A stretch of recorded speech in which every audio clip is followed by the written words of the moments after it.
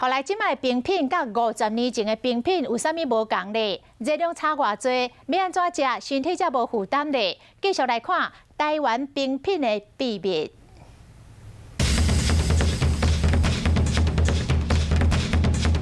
天气一个热，袂少人想要食冰消暑，各种特色的冰就出来伫抢市场，有的是以量取胜，一个手贴5球冰淇淋，强调讲是真材实料，调度几啊球塔做伙。毛冰是以健康为主要的诉求，用各种的水果用甲真水，秘书是一座七彩宝石的小花园，造型真野蛮，甲传统的冰真无共款。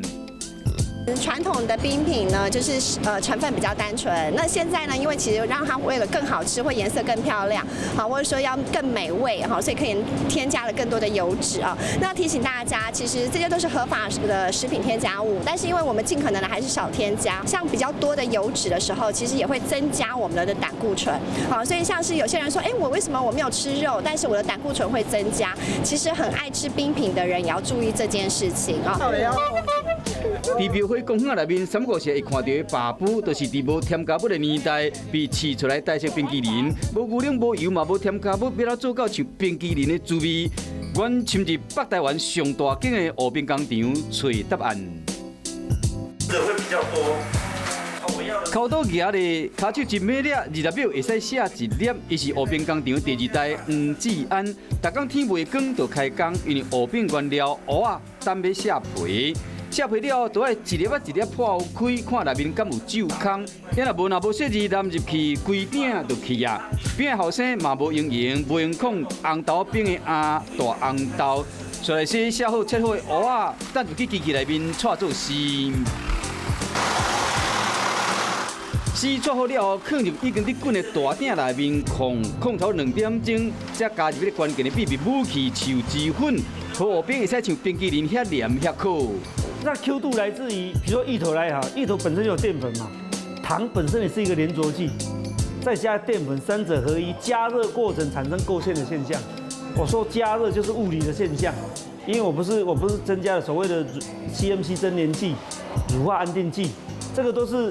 增加粘着度的一种添加剂的，但我们坚持不用，因为法布它不需要那个东西呀。古早味面茶冰冰好喽。 严哥讲到台湾早期的冰，这个外表看起来像一般的串冰，有金蕉味的清冰，其实不是用金蕉做的。清冰这个产品在70年前、60年前它发展出来的时候，那时候并没有这样用水果食材做成冰，它用的是当时进口的日本香蕉油，滴到那个我们的糖水里面去，产生一个很清香味道。这味道在我们那个年代里面，大家是很记忆深刻啦。 现代冰甲传统的冰热量来做一个比较，现代冰淇淋1球100克，热量差不多是200克。乌冰热量敢若冰淇淋的一半，差不多100克，就是油脂或者冰淇淋的热量加真济，营养素提供健康的食法。 第一个就是看，就是少添加，然后第二个呢，我就会看热量，因为同样的就是2个冰棒，哈，它其实有时候热量可以差到5倍的距离。那第三个呢，就是说像我们台湾现在有很多的这个农产品做成这个水果冰棒，因为它就强调也是天然、新鲜、健康，或者是像杂粮类红豆、绿豆冰棒，它含有的纤维含量就会更多，会比我们一般，比如说吃个香草巧克力冰淇淋，好，可是它里头没有纤维，那这个反而吃了这些冰棒后的纤维，它其实对我们肠道 的益生菌也还是有帮助的。不过，以中医的观点，冰若食多会伤身体，过好体内湿气变较重，所以讲拄好就好。加啉水，嘛会使消暑止喙淡。果糖本身